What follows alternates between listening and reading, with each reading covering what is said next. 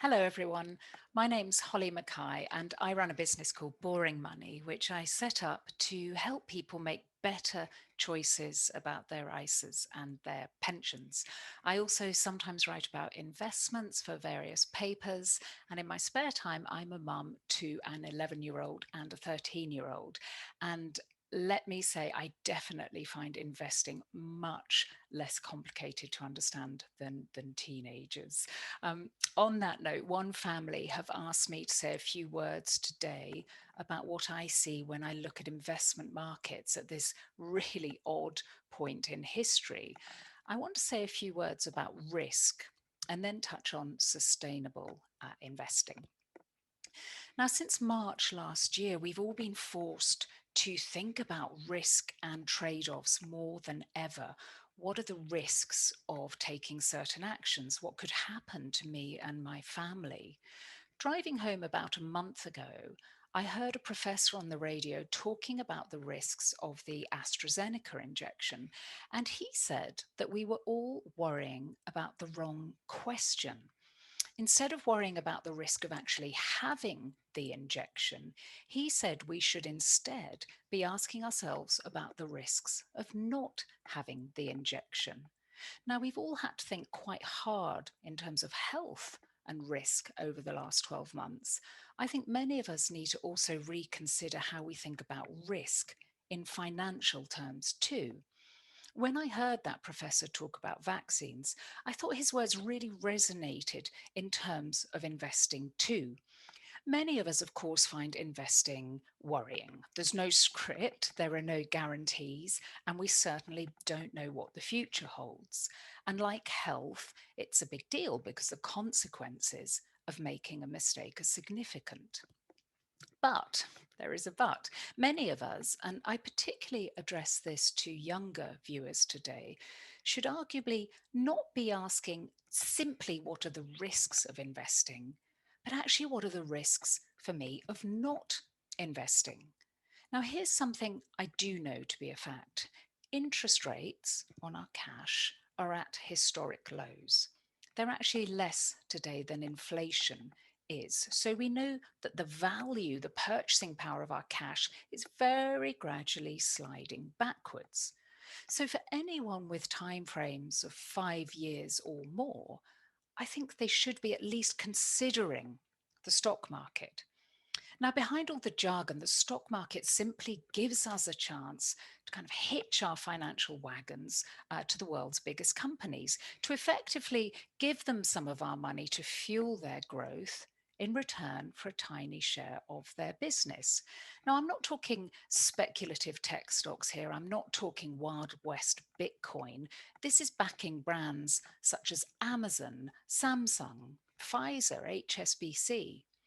Now, timeframes are important because the only time we actually lose money is when we're forced sellers. So if you needed cash, say think back to March last year when markets crash, and you'd been forced to sell your investments at that time, you would have lost out. But longer term investors just put their earplugs in and rode out the storm. So younger people, think back to that professor and think about the low interest rate environment we're in today, and just make sure you spend as much time thinking about the risks of not investing as you do think about the risks of actually investing. Now, I personally invest for my kids in junior ISAs. It's the one time as a mum when I actively seek out risk for my kids because I think it's the best thing I can do.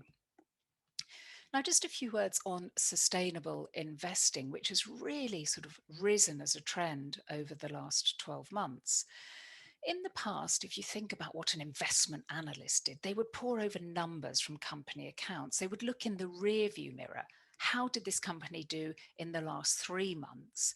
Sustainable investing is actually future looking. It's about considering a broader suite of things which allow you to forecast how a company might do over the next 3 decades, not just how it's done over the last 3 months. So here's some examples. Why would you back a car company that had no decent electric strategy if you knew They weren't going to be able to sell new petrol cars in, say, a decade. Why would you back a firm which treated its staff poorly and was a candidate in waiting for a class action? Or why would you support a poorly governed company whose CEO was running a little out of control or tried to cook the books or give themselves a whopping pay rise? And all of that aside, more and more people are simply saying no to funding the ongoing destruction of our planet with their ISAs and with their pensions. Now, our research confirms that it's younger people in particular who care about sustainable investing, and they actually have the collective power to move the dial. There's £10 billion sitting in child trust funds in the UK today. £1.6 billion of that is set to mature in the next 12 months. Money talks, and that could be a very powerful tool. I hope these thoughts have been interesting to you. Any parents or grandparents listening in, struggling to engage their children with the world of investing, I have a tip I learned by accident when last year I lost the online password to my son's trading account. I could find my daughter's password. I got in, I made the changes to her portfolio. At the end of the year, she had done 8% better than my son. I'd made some particular investments in emerging markets, which happened to do quite well, quite a spicy way to invest, admittedly. But when my son found this out and he saw that 8% difference, my goodness, I've never seen anyone learn so much about emerging markets in such a short time frame. So parents and grandparents, sibling rivalry certainly exists, and it was the boost my kids needed to get interested and get involved. Thank you for listening. My name's Holly Mackay.